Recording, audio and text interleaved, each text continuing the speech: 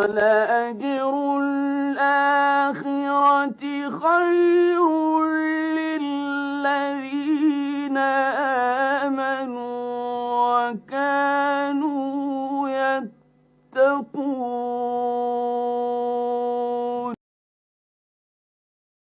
صباح الخير يا جماعة، ويلكم تو ماي تشانل. عاملين ايه؟ اهلا بيكم في فلوج جديد. بصراحة متحمسة جدا اني هنزل لكم الفلوج ده، وهو عبارة عن يومين، واليوم التاني عجبني اكتر عشان هيكون فيه مذاكرة اكتر وكده. المهم الفلوج كله باذن الله هيكون حلو. الفترة اللي فاتت ما كنتش بتصوري لي يا حبيبة، عشان انا مش بحب اصور الفترة اللي انا بكون فيها مش احسن حاجة، اللي هو المذاكرة مش احسن حاجة، الطاقة فاهمين انت ذات نفسك متغيرة، فانا مش بحب اصور حاجة سلبية واصدر لكم الشعور ده. بستنى لما برجع تاني كده ويبقى عندي طاقة للتصوير، لان انا بحس ان التصوير دي انا حاجة بحبها، فبحب اعملها وانا في احسن حالاتي.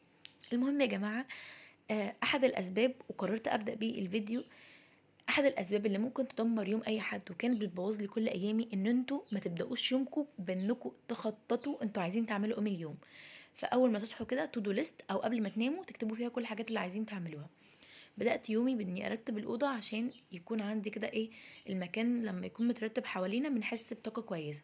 بعد كده اخدت شاور، وطالما انا لسه في بدايه اليوم فقررت وانا لسه فيا طاقه كده اروح المكتبه. كنت عايزه اطبع المحاضرات بتاعه الفيزياء الفصل الثالث، لاني انا مراكماه كله، مش هيكون معايا وقت ولا طاقه اني اكتب كل المحاضرات دي، فاحنا محتاجين حاجه تختصر علينا الوقت. طب المحاضرات اللي انا مراكماها دي هذاكرها ازاي؟ هاخد كل يوم محاضره فيزياء بلس الحاجه التانية، يعني مثلا النهارده عايزه اذاكر انجليش فهاخد معاه محاضره فيزياء وهكذا. المهم يا جماعه، قعدت كده، انتوا عارفين طبعا ان انا بضعف قدام الحاجات دي، فقعدت اشتري كذا حاجه، وبعدين طبعت الورق. انتوا مش متخيلين كميه الحاجات. بعد ما خلصت الحاجات دي كان عندي درس روحته، وجيت من الدرس تعبانه شويه فنمت وصحيت. اول ما صحيت قعدت كده اقرا شويه من القران، مش كتير، بس انا كنت عايزه اللي هو ايه، اهدى شويه، فبحس القران بيهديلي اعصابي، فبدات ان انا اقرا شويه. بعدين قعدت على المذاكره. آه ما خلصتش حاجات كتير النهارده، بس خلصت. اخدت المحاضره الاولى في الفصل الثالث، بدات فيها واحده واحده كده، وزي ما قلت لكم انا طبعت الورق عشان اختصر وقت عليا. انا باخد في منصه مع ما تبقاش جهاز، مستر فارس. هو كمان بينزل اللي هو آه، فيديو كده، اللي هو لم الفصل كامل في فيديو على اليوتيوب. فانتوا لو انتوا مثلا مزنوقين قوي او مش عارفين تخلصوا منهج قوي ممكن تسمعوا. لو انتوا لسه معاكم وقت هتلاقوا برضو منزل مثلا شرح كذا درس، او لو عايزين تراجعوا ممكن تراجعوا من الفيديوهات الملخصه بتاعته. وفي كذا مدرس حلو على على اليوتيوب، زي مستر حسام بيشرح كل حاجه يعني فور فري. فهبقى اقول لكم برضو كلهم عليهم كلهم في فيديو تاني. اخر حاجه بصراحه في اليوم، قعدت نعمل ايس كوفي كده انا وصحابي. هو مش صحابي، انا واختي وبنت خالتي قعدنا نعمل كده ايس كوفي. دي طبعا الفقره المفضله عندي وانتوا اكيد عارفين.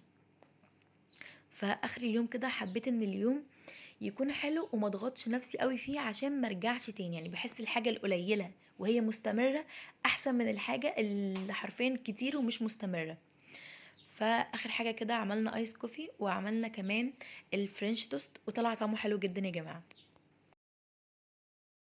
وده الفلوج التاني. اليوم ده ما كانش بعد اليوم الاولاني على طول، بس حاولت اصور لكم اكتر يومين انتجت فيهم. المهم صحيت في نص نومي كده الساعه 3، ما عرفتش انام تاني، فنضفت الاوضه وشغلت قران في الاوضه كده، وحطيت ميه قدامي عشان بنسى ان انا اشرب ميه كتير في اليوم، فبحطها قدامي عشان افتكر. المهم قلت بقى هعمل قهوه واقعد الم شويه من الحاجات اللي ورايا، لاني ما عرفتش انام خالص. نفسي بجد ابطل قهوه، بس يعني بحاول على قد ما اقدر. المهم بعدين الفجر كان أذن، فصليت الفجر وقرأت الورد اليومي. بحاول حتى أقرأ حاجة بسيطة، المهم إن الحاجة تكون مستمرة أحسن ما تكون إيه، قليلة ومش دايما. قعدت كتبت التو دو ليست بتاعت يومي كده من دلوقتي علشان لما انام واصحى اعرف يعني يومي هيمشي ازاي. ودي من الحاجات المهمه، وقلت لكم لو ما عملتوهاش اليوم بتاعكم هيكون فوضوي، مش هتعرفوا انتوا عايزين تذاكروا ايه، مش هتعرفوا انتوا اليوم ده اصلا عايزين توصلوا في نهايته لايه، او هتعملوا ايه عموما. فهتلاقوا ان انتوا اصلا يومكم مش منظم، وهتلاقوا اليوم خلص من غير ما تعملوا اي حاجه. فخليكم كده في بدايه كل يوم او من اليوم اللي قبله بالليل تخططوا ليومكم، تشوفوا عايزين تعملوا ايه، هتذاكروا ايه، هتروحوا فين، كل حاجه. ده بيفرق جدا، حتى لو عملتوا نص تو دو ليست بس هتكونوا انجزتوا. المهم كنت حاسه ان طاقتي بدات تقل بقى، لاني اصلا ما كنتش نمت كويس، فقلت هحفظ كلمات انجلش. ويا جماعه انا بسمع على اليوتيوب مستر سامح الامير بيشرح جرامر وبيحل كلمات وبيعمل مراجعات وبيحل كل حاجه، وبيشتغل من كتاب اللي هو اسمه العمالقه ده.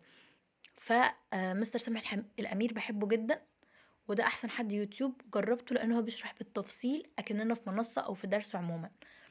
فبس حبيت اقولها لكم ان المستر ده كويس قوي، لا عشان لو حد مش بينزل دروس فممكن يعتمد عليه اعتماد كلي. وكمان عامل جروب على التليجرام بينزل فيه لو مثلا بدي افات ملخصات مذكرات كده. المهم حفظت كلمات بارت 1 في يونت 10. بعدين بقى قلت هنام شويه، ولما اصحى نكمل اليوم. المهم بقى كنت قاعده بمنتج اصلا جزء من الفيديو، فخلصت الصوره المصغره بتاعته، قعدت فيها وقت كتير بس يعني في الاخر كانت حلوه. وكان عندي درس فيزياء، كنت لسه اول حصه انزل اصلا، عشان لقيت نفسي هبدا اراكم منصه، فقلت برضو انزل ايه يبقى اوازن يعني. جيت بعد الدرس نمت شويه وصحيت هعمل ايس كوفي، فقلت هجربه باللي هو الدانت بتاعه الكراميل دي. وبجد يا جماعه طلع في الاخر طعمه حلو قوي. وجماعه بحب الايس كوفي جدا بصراحه. نفسي ابطل ان انا يعني مش كل شويه منبهات وكده، بحاول يعني. وبس كده. دلوقتي بقى كان وقت مذاكرة العربي. تعالوا اقول لكم اسهل طريقة تذاكروا بيها النحو. انا خلصت النحو في الفلوج ده، هم 4 دروس. هقول لكم الطريقة بتاعتي. اول حاجة ببدأ بالحاجات اللي انا ما ذاكرتهاش قبل كده. هم 4 دروس، الدرسين اخر درسين ما كنتش ذاكرتهم قبل كده. علشان اذاكرهم كويس واعرف احل بسمع مستر عبد الله ابو العلا. تحفة يا جماعة، بيشرح بالتفصيل وبيبدأ حرفيا مع العقليات اللي مش بتفهم نحو خالص، بيقول كل حاجة. فمستر عبد الله ابو العلا لو الدرس اول مرة اسمعه، الفيديو بيكون حلو شرح وحل وكل حاجة، ولو ما حلش بيحل فيديو تاني وبيحل من كل الكتب. طيب لو انا اصلا مذاكره الدروس، انا كنت مذاكره الدرسين الاولانيين، فلما هاجي اذاكرهم تاني مش هسمع مستر عبد الله ابو العلا، لان هو خلاص اوريدي انا سامعاه قبل كده.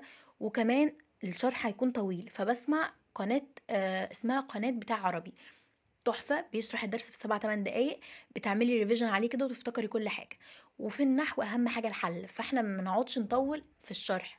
فالحاجات اللي ذاكرناها قبل كده خلاص، نبدأ بقى ايه نحل عليها. المهم بسمع في الحاجات اللي ذاكرتها قبل كده بتاع عربي، والحاجات اللي انا لسه اول مرة ما ذاكرتهاش مستر عبد الله ابو العلا. وبحل مع مستر عبد الله ابو العلا من كتاب الامتحان. فانا ما عدتش احل درس درس، انا سمعت الدروس كلها كشرح اول مرة من مستر عبد الله، كشرح مراجعة بتاع عربي باجي بحل من كتاب الامتحان على بنك أسئلة كامل.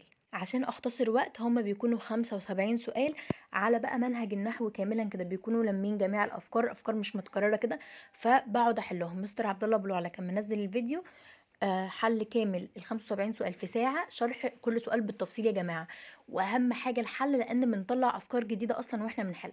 وبس كده نكون خلصنا النحو كله سوا. قلت لكم الطريقة وذاكرنا انجلش وفيزياء.